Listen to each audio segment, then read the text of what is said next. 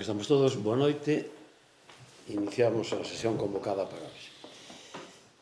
Esta sesión convócase para dar cumprimento á sentencia do contencioso do xulgado número 1 da Coruña en relación ca miña expulsión do pleno do 9 de noviembre de 2023, e sentencia pola que se anulouse a expulsión e anularon os acordos adoptados aquel día como consecuencia deso. Entonces, a convocatoria inclúe exactamente os asuntos do orden do día que figuraban naquel pleno, e damos comienzo á misma. Primeiro punto do orden do día, aprobación da acta da sesión do día 20 de septiembre. Estamos todos de acordo? Votos a unanimidade, entonces, votamos a favor. Segundo punto do orden do día, aprobación da acta do 19 de outubro. Todos de acordo, aquel día se aprobou por unanimidade. Bien, terceiro punto do orden do día. Dereitos económicos das persoas integrantes da corporación. Ben, a sentencia obliga precisamente a repetir o pleno porque se me había impedido a min participar no mismo, en consecuencia privándome do dereito de representación para participar nos asuntos dese día do orden do día. Entonces, como repetimos pleno, teremos a mesma proposta que se trouxe aquel día, a proposta que en aquel momento o goberno municipal fixo. Teremos a mesma proposta que, bueno, basicamente resume un pouco a proposta de acordo, era aprobar unha dedicación parcial do entonces alcalde con un sueldo e unhas retribucións anuales totales de 30.240, que cos costos de seguridade social iba a 40.188. E esa era a proposta dese día. E, lóxicamente, o tema da miña expulsión veo a raíz precisamente, ese día proceso unha expulsión que o xulgado declara improcedente, que anula, e iso é grave porque anula por un incumprimento das normas, pero para mí é máis grave o obxectivo daquela expulsión. porque o que se pretendía precisamente era provocar un empate na votación e decidir con un voto de calidad por parte do alcalde. Entonces, e iso xa había habido precedido de unha reorganización da colocación de grupos municipais aquí no Salón de Plenos. Pensamos tamén que a única finalidade é provocar unha discusión, que foi o que ao final pasou, provocar unha discusión e a raíz de aí tratar de forzar a expulsión e chegar a iso. A ver, eu creo que non deberíamos desvirtuar o sentido do desacuerdo, do pleno, non do acordo, do pleno, no sentido de que os votos, os grupos, os participantes ese día, e a xente que estuvo participando, que manteña o voto por coherencia dese mismo día, e a única diferencia debía ser que se me permite participar a mí no pleno e votar. O sentido do voto tampouco é nada, non é desconocido o sentido meu do voto. Iba a ser lóxicamente contrario a fixación do soldo nese momento proposto pola alcaldía, e basicamente porque xa se había traído a 3 plenos anteriores a mesma proposta, bueno, unha pequena modificacións, porque se había suprimido as indemnizacións por asistencias, sesións e eso, e incluso se nos había impedido presentar enmiendas, e entonces a consecuencia lógica era que votáramos en contra desa proposta. Entonces, intervencións dos grupos en relación con este asunto durante o día? Sí, hola, boa noite. Dúas cuestións. Relativo á sentencia. Relativo á sentencia, pois, acatámola, pero non a compartimos. A sentencia dalle a razón, pois, ao alcalde, señor Reboredo, unha razón coxa e pobre, no sentido en que pois o señor alcalde como tal impediu pois que se apelase esa sentencia, co cal si estaba pois plenamente seguro da razón e dos argumentos, pois deixaría que esa razón de ser o caso fose plena, no sentido de que fose pois confirmada pola instancia superior. Co cal, cando revocou o decreto de apelación por min firmado, sendo alcalde, que era cando tiña competencia nese momento, vostede, con decreto posterior, revocou este, impedindo, pois, renunciando á apelación, pois, dai que entendemos que é unha razón coxa. Non hai moito que afondar no motivo da expulsión, vostede xustifica nesta proposta, non é o caso, esta proposta de iba a ese pleno como foi os anteriores e como continuaría se traendo os seguintes de ser o caso. O que si pon de manifesto esa necesidade de traer a proposta económica a plenos continuados desde o mes de xullo hasta o mes de outubro, porque, bueno, tiña unha estrategia clara de querer tumbar a este alcalde pola vía económica de impedir de percibir un salario. Eso creo que non se escapa a ninguén. Pero, bueno, a sentencia está aí e hai que acatala. Por lo tanto, sométese a votación pois os asuntos, entre eles esta proposta. Como ben dixo, a proposta económica que eu presentei nese momento, pois son as retribucións brutas de 2.160 euros distribuídas en 14 pagas, cunha dedicación parcial mínima de 30 horas mensuais. De 30 horas semanais, perdón. En plenos, este pleno acordou fai pasadas sesións por unanimidade, e aprobou unha retribución para o alcalde, a alcaldesa sustituta, por unha dedicación mínima de 25 horas, 2.200 euros brutos. Co cal, bueno, a vista está que é unha proposta retributiva a que se somete a votación, pois incluso por dedicación, incluso inferior a que hai aprobada por este pleno por unanimidade para o alcalde e alcaldesa substituta. Por lo tanto, bueno, pois igual que fixemos naquele pleno, pois solicitamos o voto favorable. Sí, vamos a ver. A ver, realmente é bastante triste ter que volver aquí por unha sentencia judicial dun pleno que non tiña que volver a celebrarse se daquela pois, non se actuara como se actuou por parte do que daquele era alcalde. Non? Entón, cada un pode retorcer a realidade como queira, pode darlle a votos que queira aos asuntos, pode incluso chegar a desvirtuar a verdade, por non dicir mentir, pero a realidade é terca, é como unha mula, e non hai maneira de salirse dela. Entón, o único que fai esta sentencia é deixar claro o que todo o mundo que veu o pleno asumiu desde o primeiro momento. Foi unha expulsión dunha persoa que, porque políticamente este diferente, se este nas antípodas que podo ser eu, ten uns dereitos que foi concebido precisamente porque foi elegido. Por lo tanto, hai que manterlos sempre, non? Entón, eu creo que o que sí que quero é comentar algunhas cuestións, non? Simplemente así moi rapidamente a modo de recordatorio. Primeira, nadie puxo nunca en tela de xuicio que o alcalde tiña que cobrar, iso que quede claro, porque acaba de decirse aquí outra cousa, que non queríamos que cobrar, e iso que se quería tumbar o alcalde pola vía do salario, non, iso é mentira pola parte do BNG, por suposto, porque en todas as cousas o BNG votou precisamente a favor do seu nomeamento. Non, iso nunca estuvo en tela de xuicio, o único que estaba en tela de xuicio é a cantidad, a contía que quería cobrar o alcalde, que o BNG non estaba de acordo, e en todo caso o proceder do alcalde para poder cobrar esa contía. O asunto efectivamente veu a 4 plenos.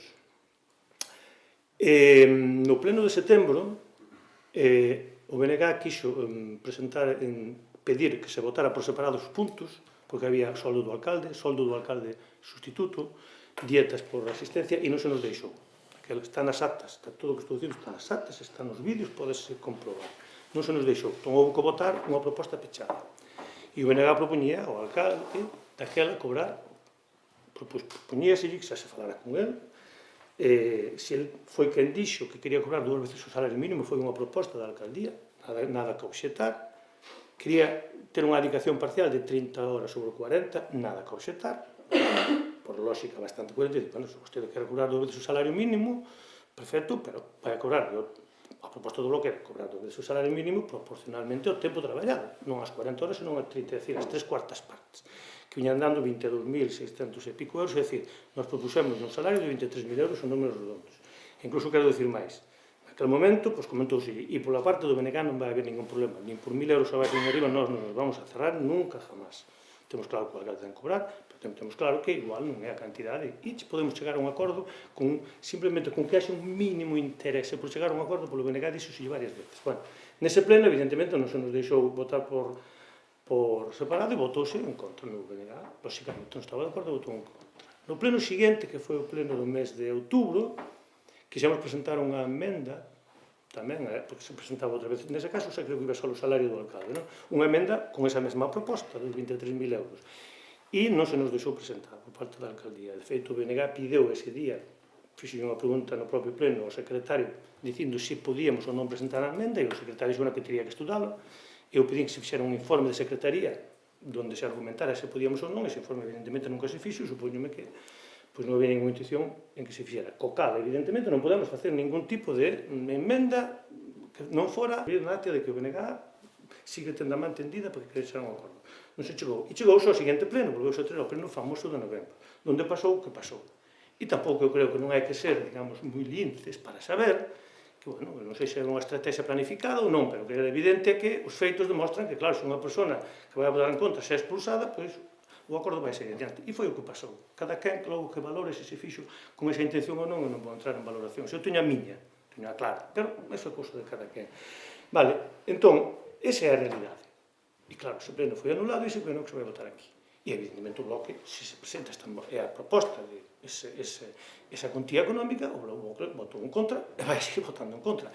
Eu somente unha cuestión, eu non sei se é posible ou non, nós seguimos mantendo esa proposta que mantiremos sempre.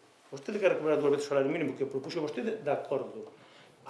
Basicamente, en función da xornada que vostede mismo tamén se puxera daquela, que non lle puxo ninguén, pois de acordo. E nós mantemos eso. Lóxicamente, para o ano 2023, o salario mínimo, para volver esas 3/4 partes do salario mínimo do 2023, actualizada, lóxicamente, no 2024, o salario mínimo do 2024, que viñan sendo como uns 24.000 euros, cifras redondas, 20 máis ou menos, e para o ano 2025 actualizado tamén o salario mínimo do ano 2025, que viría sendo que uns 25.000 euros, máis ou menos subirían máis ou menos 1.000 euros cada ano. E iso é unha proposta que incluso eu, non sei se se pode facer aquí de voz, pero que sí que manteño, porque era a idea que tuve naquele momento e a que quixen presentar, pero que non se me deixou. Entón, esa é a proposta que eu fago, incluso, se vostede está de acordo, por nós non vai haber ningún problema, adiante, e podese chegar a un acordo. Ten que estar de acordo, se non está de acordo, evidentemente, a proposta inicial que é que está aí, vamos a ir votando, que votamos sempre. Non estamos de acordo. Por tanto, vamos a votar que non. Todo o demais sería un esperpento. Dice o alcalde que a intención do Grupo Popular nese momento era, non sei, descabalgar ou impedir que ejercera de alcalde pola vía de retirarlle o sueldo. Como acaba de dicir o portavoz do BNG, falso de toda falsedade, porque nós incluso hai 2 enmendas presentadas por escrito donde asumíamos tamén o 1,5 veces o salario mínimo, están por escrito, presentadas no registro e tal. Pero tamén quero deixar claro eso, porque a veces transmitimos aquí unha idea. A ver, hai que ter claro, non é obligatorio que estemos en política. Nadie nos obliga a participar en política. E, por lo tanto, tampouco é obligatorio cobrar un sueldo.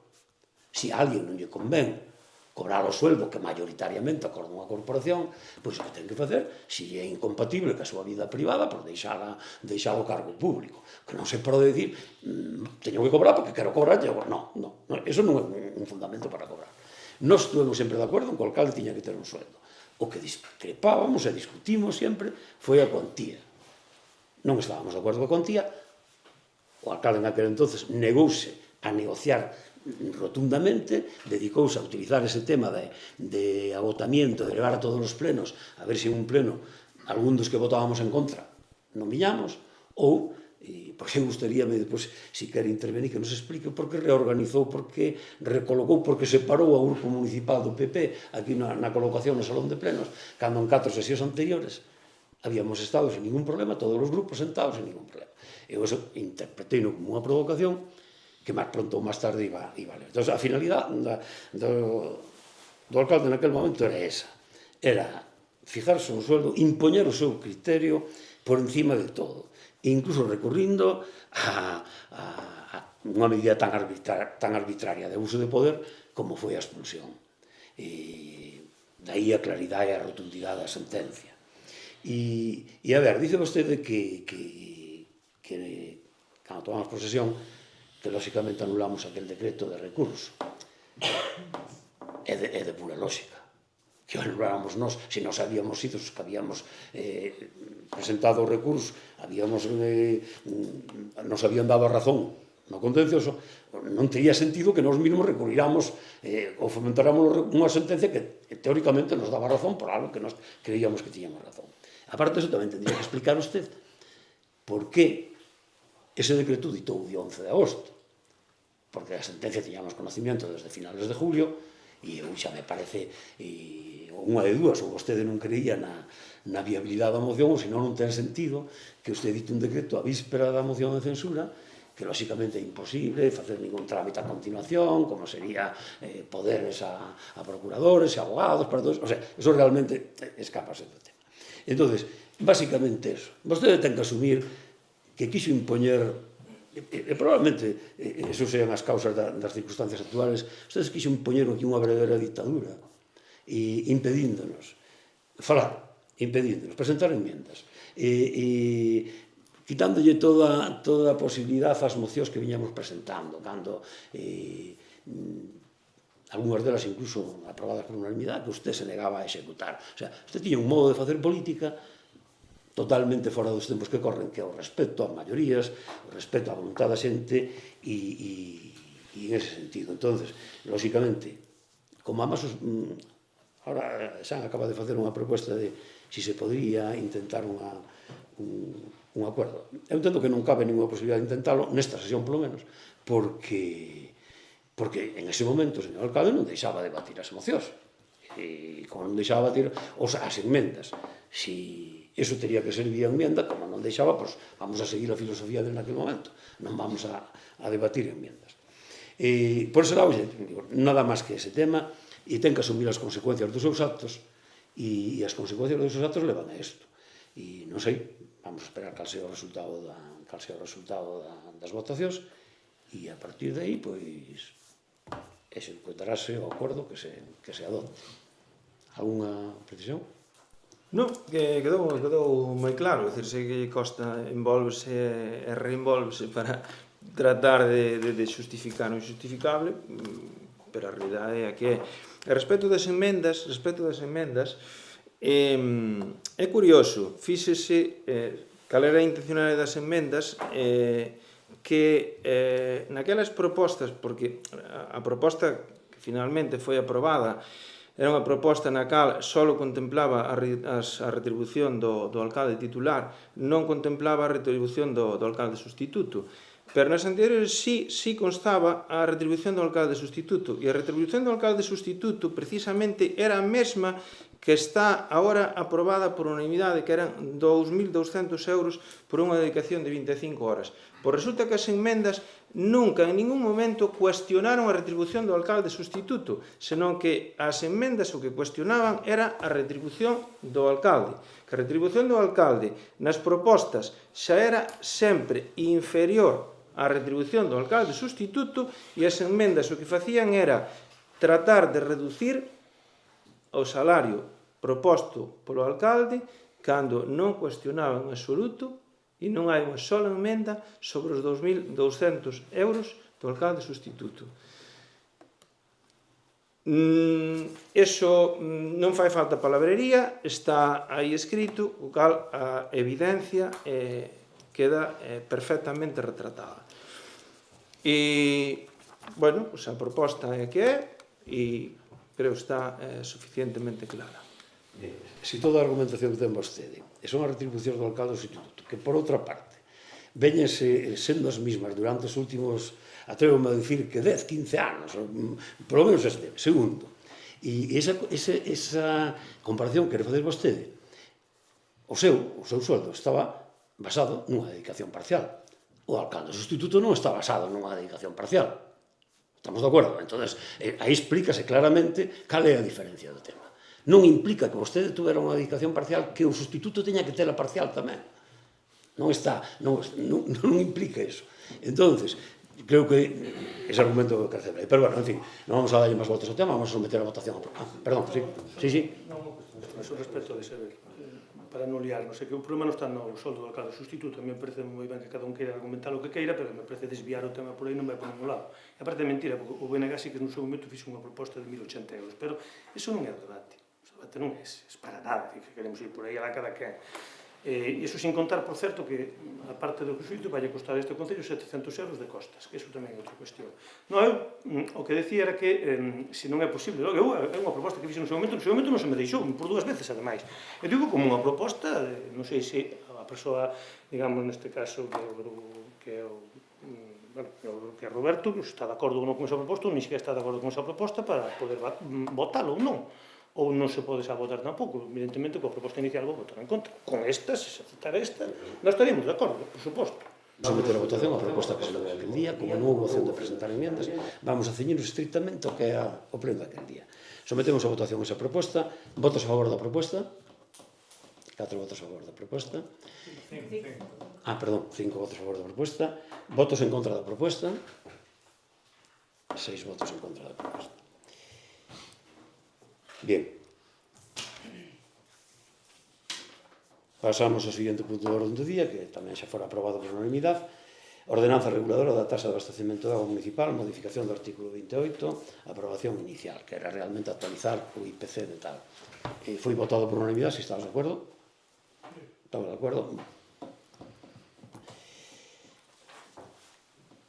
Apartado 5 da orde do día, 5.1, moción do BNG sobre reivindicación do 25 de novembro e a necesidade de impulsar compromisos económicos e orzamentarios para garantir a atención á violencia machista. Non sei se... Non, daquela que foi aprobada con a abstención que fora do PP, que non estaba de acordo con un punto, co resto tamén, porque falaba máis de cuestións de acordo, digamos, que eran orzamentos para a luta contra a violencia de xénero, e eu, xa, ainda falaba pos orzamentos do 2024, estamos no 2025, entón, non ten moito xeito volver outra vez, con esta moción xa pasada, non?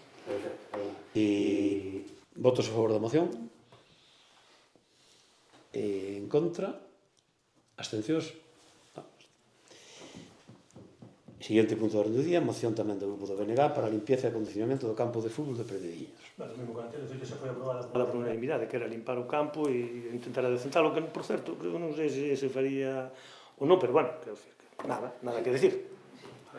Aproveito para decirlo porque hai aquela pista de subida que está feita un tema e trataremos de un plan de base e, por suposto, tamén a limpieza do campo, porque hai que, xa que é un espacio municipal, pois reivindicamos o seu espacio. Moi ben, votos a favor desta moción? Todos votos a favor. Bien, non habendo máis asuntos que tratar no orden do día, levantamos a sesión. Boa noite a todos.